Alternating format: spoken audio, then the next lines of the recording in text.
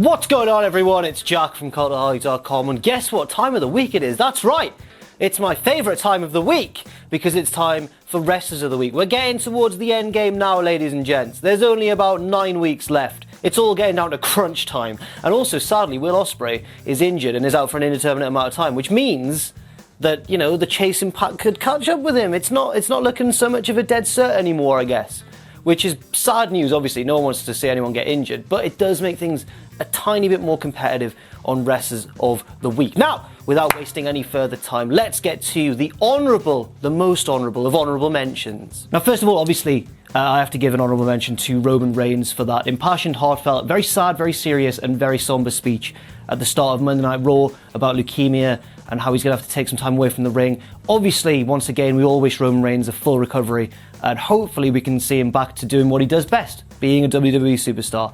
He didn't wrestle, but I do feel like I couldn't have done this week without giving him at least an honourable mention. Now on to some more honourable mentions. I have a list here. We have, Hideo Itami was great on 205 Live. Jake Hager, Jack Swagger, on Lucha Underground, won the Gift of the Gods Championship, just battering loads of smaller men. His run's been controversial in Lucha Underground. Not a lot of people are liking it because there's a lot of flippy lads. Jack Swagger's just an uncompromising brute who does what he wants, yo.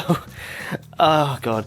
Io Shirai looked great on the Mae Young Classic. She's now qualified for the finals. Flamita looked really good at PWG, so I've been told. Tyler Bate and Wolfgang had a great match on NXT UK. And Johnny Impact and Phoenix had a good match last night in the main event of Impact Wrestling. There's probably loads more, but that's the ones that I've written down here, so let's just deal with it. On now to number 10, a controversial one, and a one that I think a lot of people might be quite annoyed to see get a point actually this week on Wrestlers of the Week. It's Nick Aldis. Now, if you don't know why the reason that Nick is such a controversial pick, I'm just rhyming off the dome, like Keenan and Kel. Why are Keenan and Kel the first rappers that I thought of? I've had their theme tune stuck in my head quite a lot today, actually. That's probably why. Nick Aldis has won the NWA World Heavyweight Championship back from Cody Rhodes at the 70th, I believe, anniversary of NWA at their special anniversary show. And it was a strange booking decision. That was a strange result. The match was a good one, to be fair. Nick Aldis was out of his comfort zone, doing things that he doesn't normally do. Elbow drop through a table, which Cody rolled out of the way of, and he put himself through the table. Ouch. Also, he was wrestling a more brawly style than he normally does. I guess he's normally more of a technical, classically British wrestler. But at the same time, as good as a match it was, and as important as the title win is, I didn't agree with it. So I can't give him any more than 10th, I guess, because it was a really strong week, as we'll see. But I don't know what to make of it. It's just strange that they've taken the title off Cody, who's like a proper global ambassador for NWA, and now they've put it on Nick Aldis, the old champion, who kind of represented the old ways a bit. And when he gave the belt to Cody, it was like transitioning into a new internet sort of age, and it's just like, what's going on? This will probably fuel speculation that Cody's going to head to WWE soon, as he's been sort of teasing in a very clever way. I don't know if he actually is planning to, or whether this is all just to, continue the clever marketing of his indie career, as he's done ever since the moment he walked out of WWE. I don't know, to be honest. I really don't know. But Nick Aldis is the new NWA World Heavyweight Champion. He's the champ once again, and we have to give him credit for that. And it was a good match too. Next up, here we go. We're getting onto the serious stuff this week. It's more serious than NWA, the oldest championship in the world. It's time to get onto the serious stuff now, guys.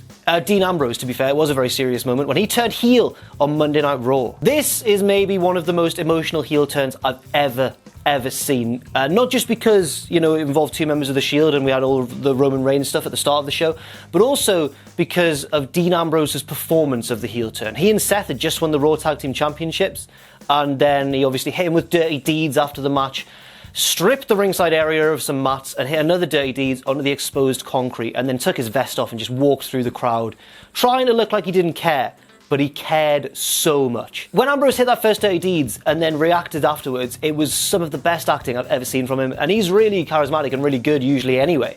This was fantastic. He looked distressed, really panicked as well, like, what have I done? I can't believe I've done this, but also kind of steeling himself, like, no, this had to be the way it went down. It was brilliant. It was so good. There were so many layers to it. It really got across the history of the Shield and how Ambrose and Rollins, used to feud after Rollins had betrayed the Shield back in the day. It was wonderful. Also, you know, Ambrose wrestled a really good match against the Bar in that, against Ziggler and McIntyre in the main event of Raw too. So we have to take that into account as well. But mainly, that heel turn was absolutely superb. Next up, number 8, Seth Rollins. Now, as good as Dean Ambrose's performance was in this heel turn, I just felt Seth's was a little bit better. He had less to do. He had to take the moves and look sad. But he didn't just look sad. He looked devastated, he was crying, he looked distraught, but in an accepting way. In like a, yeah, I knew you had to do this. I messed up 4 years ago. I broke up the Shield, and now I totally get why you're going to make me pay for that. And it was just the most masterful performance from Seth Rollins. He's a fantastic wrestler, and we always give him credit for that. He's really, really good in the ring. He's one of the best in WWE at that. But this has really given me a deeper appreciation of the charisma of Seth Rollins and the ability to really tell a story without even using words, just through his body language and through literally crying on the floor. It was so emotional. Again, like Ambrose, Rollins wrestled a great match as well against Ziggler and McIntyre in winning those tag team championships. And honestly, I can't wait to see what happens next. I can't wait to see whether they feud and it goes on to WrestleMania. I can't wait to see if one of them wins the Rumble. I can't wait to see what happens with the tag belts. What happens with the tag belts? Are they going to forfeit them? Are they going to be forced to defend them together in some sort of weird GM decision? I can't wait. And that's the point of a good storyline in wrestling. And I thought this was excellent. Number 7, my boy, Bandido. Never met him. Can't be saying that he's my boy. Don't even know what he looks like. Bandido. Bandido picked up a big win in PWG. First of all, I recently mentioned him in PWG because of he got so close to winning the Battle of LA this year before losing out to Jeff Cobb. And it was a story that really touched me because apparently Bandido brought his dad over and his dad didn't understand how big a star he was, and he saw how big a star his kid was, and it sounded really nice, really lovely moment.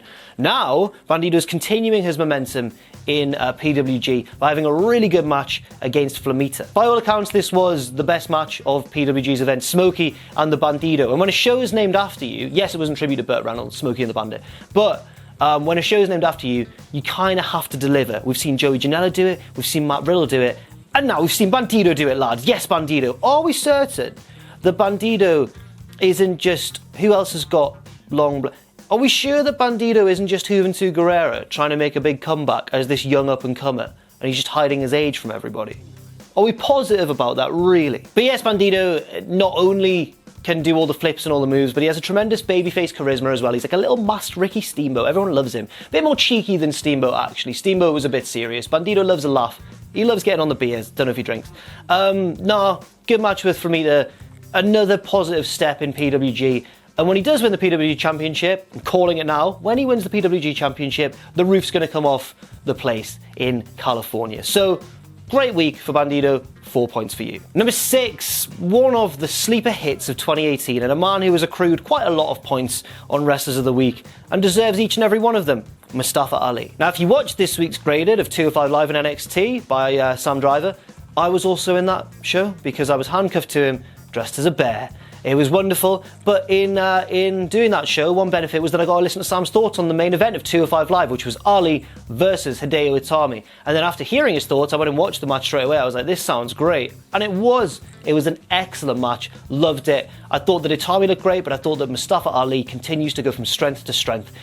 This was a Falls Count Anywhere match, so it involved weapons and plunder and that sort of thing. And the finish was really cool as well. Mustafa Ali with a big 450 through a table as well. Not just a table, his opponent was on the table, it worked. Led directly to the pinfall, and he's definitely, surely, going to get a Cruiserweight Championship title match at some title opportunity, at some point in the near future, and that'll be well exciting because Ali and Buddy Murphy have already had a bit of a feud in the past, and it was excellent and led to a lot of the points that Ali currently has on Wrestlers of the Week. Could he get some more before the end of the year? I would hazard a guess and say absolutely. Well done, Mustafa Ali. I've been very patronising at the end there. Number 5, Meiko Satomura. I really need to learn how to pronounce her first name. Sometimes I say Maiko, sometimes I say Meiko.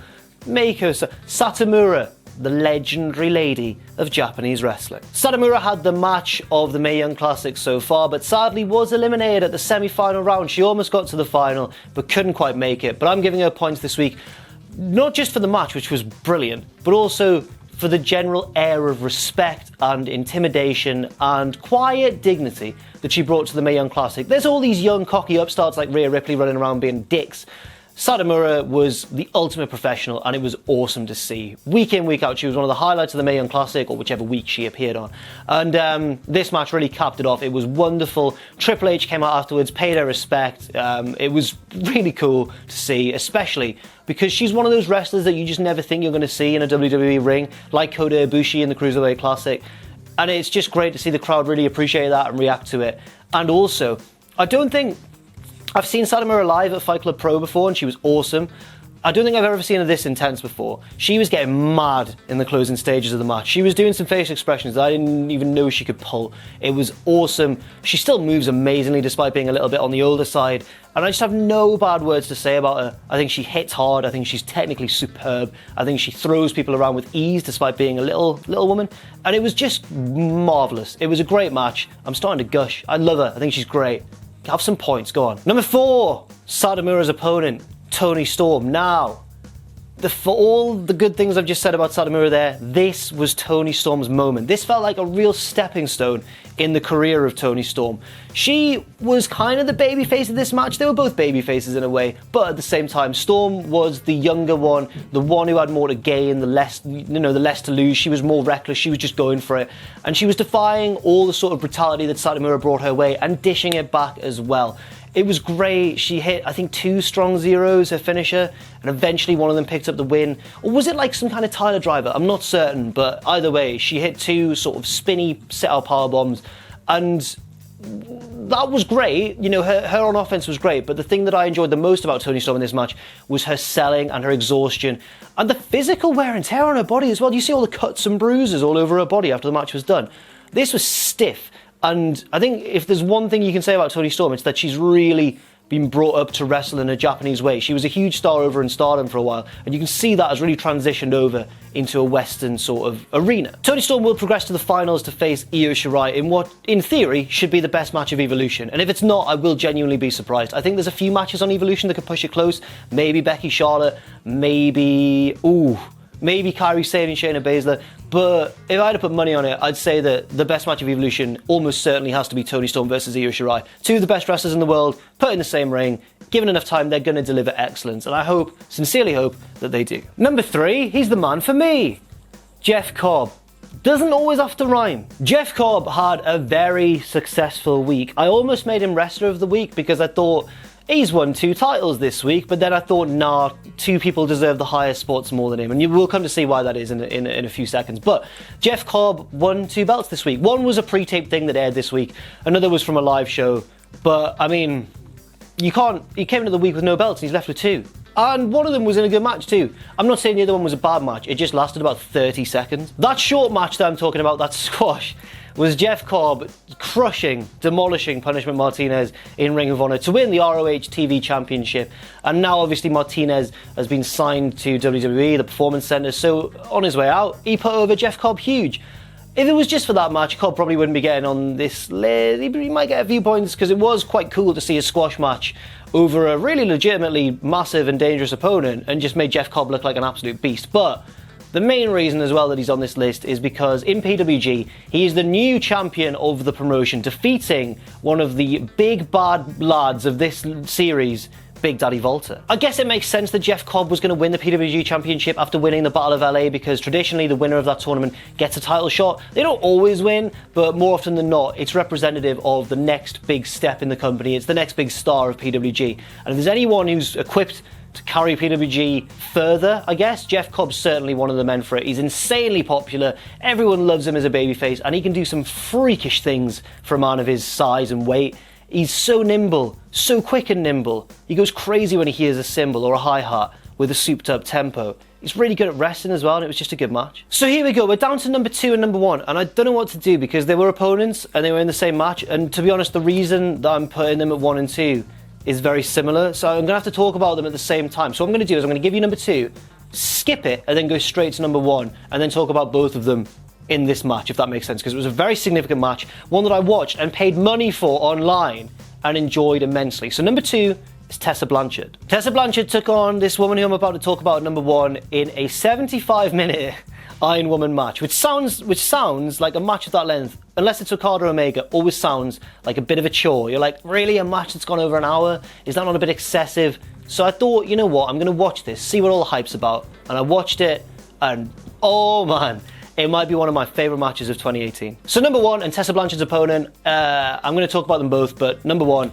and our wrestler of the week, and the second ever female wrestler of the week, is Mercedes Martinez. Now, to give you an idea of how good and how well booked this 75-minute Iron Woman match was, by the way, people are starting to suggest that it might be the longest singles women's match ever on record. It is crazy. This took place in Rise Wrestling, which is based in Illinois, and it was for the Rise Championship. Tessa Blanchard was the defending champion coming in. Mercedes Martinez, blah, blah, forgot how to talk there. Mercedes Martinez was the challenger. And this is what went down. I've got some notes because it was a 75-minute match and I can't remember all of it off the top of my head. So this is like, Iron Woman rules, basically, you score falls and then if the winner at the end of 75 minutes wins the belt. So the first fall went to Mercedes Martinez, who zip-tied Tessa Blanchard to the outside 26 minutes into the match and got her counted out. That sounds a bit cheap. Then the decision was reversed by the referee and was actually a DQ in Blanchard's favour. So now Blanchard's 1-0 up. Exciting developments straight away. 26 minutes in. Then Blanchard, because she's on a roll recently and it looks like a boss in women's wrestling and wrestling in general, got the next fall with a hammerlock DDT. 2-0 to Tessie B. Then it became 2-1 after Mercedes Martinez went back to her scummy 2K count-out tactics like Adam Pacitti would on Twitch. Check out his streams. Hit a draping DDT like Randy Orton off the barricade, got back in the ring, and Tessa B was counted out 2-1. Then Tessa Blanchard teased not being able to get back in the ring, suffering a second successive count-out fall loss in this Iron Woman rules match, but she got back in the ring in time. But then Mercedes Martinez got another pinfall on her weakened opponent to level things up at 2-2. Very exciting stuff. But then Tessie B got an immediate code red, like straight after the fall began. Immediate code red, 1, 2, 3, she's up 3-2. This match was paced absolutely excellently. So now there's about 10 minutes left, and Mercedes Martinez took a massive gamble. She destroyed Tessa Blanchard's leg with a steel chair.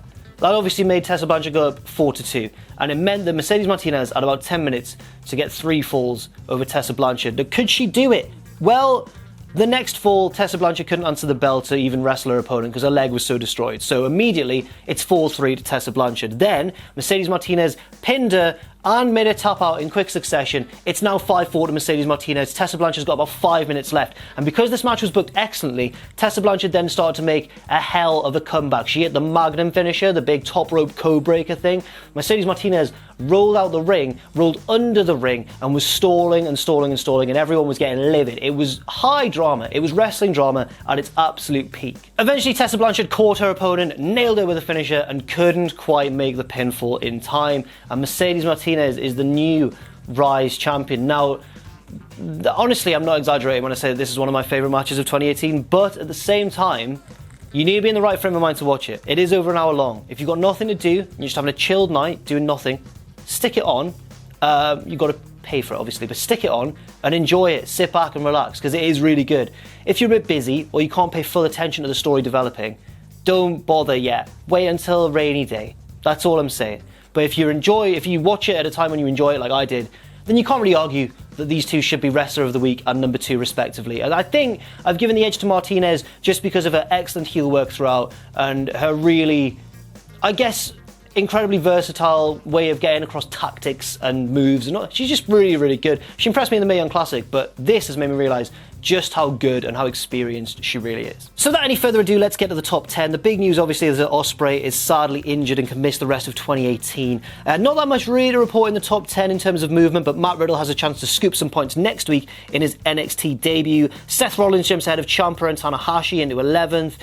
This week obviously has seen the most points scored by women ever, but I guess that could be top next week with Evolution taking place on Sunday. Just as we reach the bottom here as well, we can see Mustafa Ali sneaking back into the top 25 as he fully deserves to. What a handsome and talented young man he is. Oh. So that's it for this week on Wrestlers of the Week. Thank you very much for watching. I think there's only 9 weeks left. How exciting. How terrifying. I've been Jack from Cultaholic.com. If you want to, you can follow me on Twitter at Jack the Jobber. You can follow all of us at Cultaholic and check out our Patreon too, patreon.com/Cultaholic. And don't forget, of course, if you haven't already, to hit subscribe and to join us.